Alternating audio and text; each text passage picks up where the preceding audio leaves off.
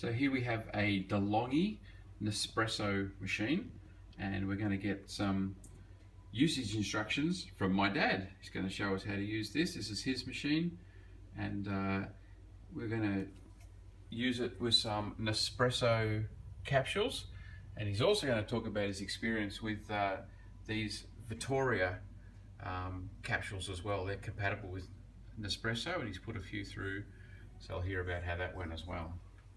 Okay, so how do we turn it on and get it going? One little push there. Get flashing lights at the bottom. And roughly how long does it take to warm up? Oh, about 40, 50 seconds. I would just say it, I guess. Have you had any problems with it? Like you've had to fix any little repairs or things like that to keep it going? Actually, it did break down on us once under warranty, and Nestle were very, very good. They actually picked it up from our door.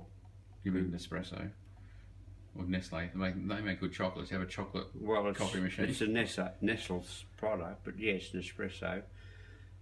And wow, did Nestle's make Nespresso coffee machines? Oh, I'm presuming that. Okay.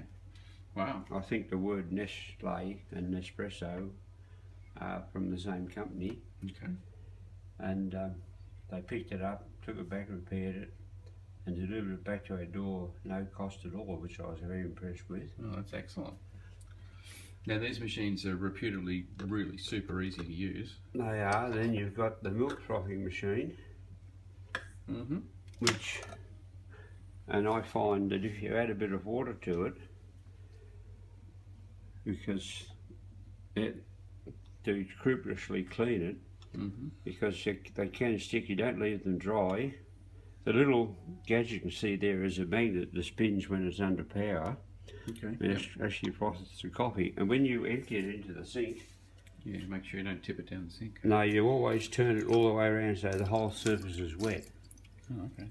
Cool. And I've discovered this over quite a few years of Lots doing of top tips here. Now, put it there, get some milk.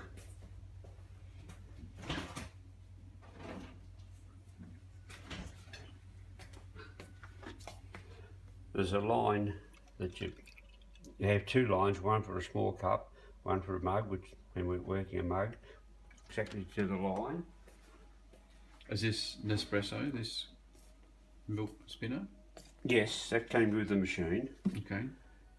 Then a matter of pushing the red button. Oh, you don't have to put a lid on?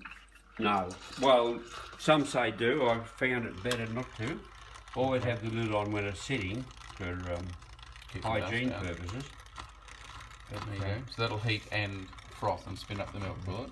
Exactly. Okay, great. So you just press a button and it turns off when it's done? It turns itself off, it's automatic. I'll grab a capsule, an espresso capsule. Just pops in there. Pull the lever down. I missed that, so you can't pull it up, can you? No, it'll drop. So it went into the slot there in the top, and pull the lever down, which punches the holes in the top and the bottom. Okay. Only in the top. Only in the top. Okay. Yeah. All right. So then mount the cup. The small cup sits like that, of course. A larger cup and mug, you just pop that up. Oh, look at that. Push the variety of buttons are small for the cup, for the mug. Push the mug button.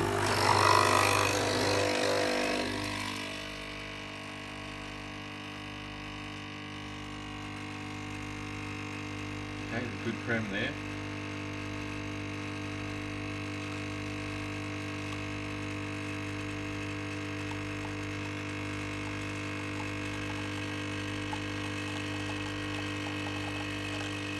Lightning off now quite a bit. The milk does take longer than the coffee.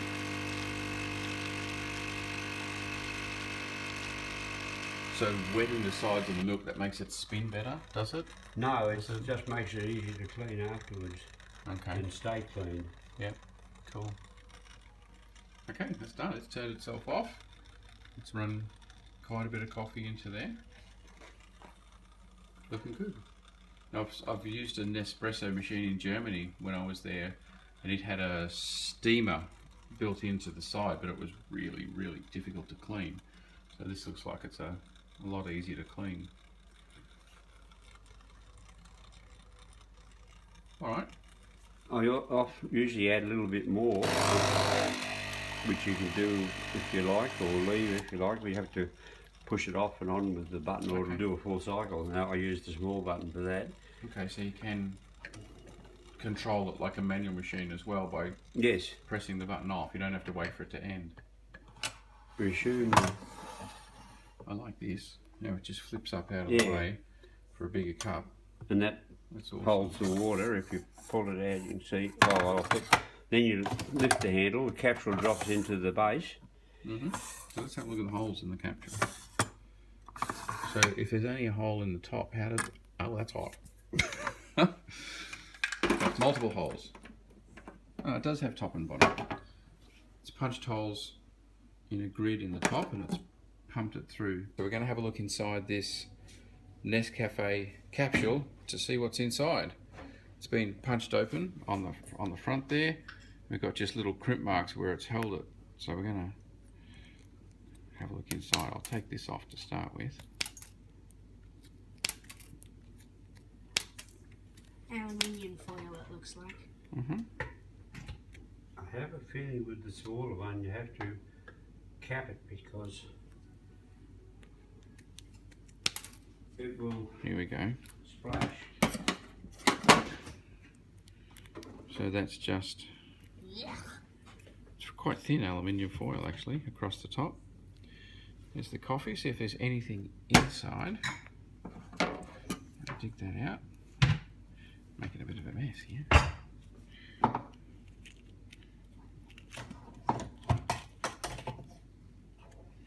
What I do want to do is have a look to see if that actually is where the water gets injected in or not.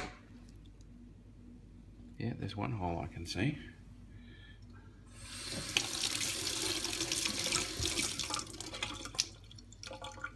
Yep, there are holes there. So I reckon because the water has to go through the coffee, so it might just inject in the back Oh, it does. and come. See the holes? Oh, okay. Because you'd have to have. It looked to be only dents. Yeah. No, it's obviously because they don't want a big hole, so they can get the good pressure going through.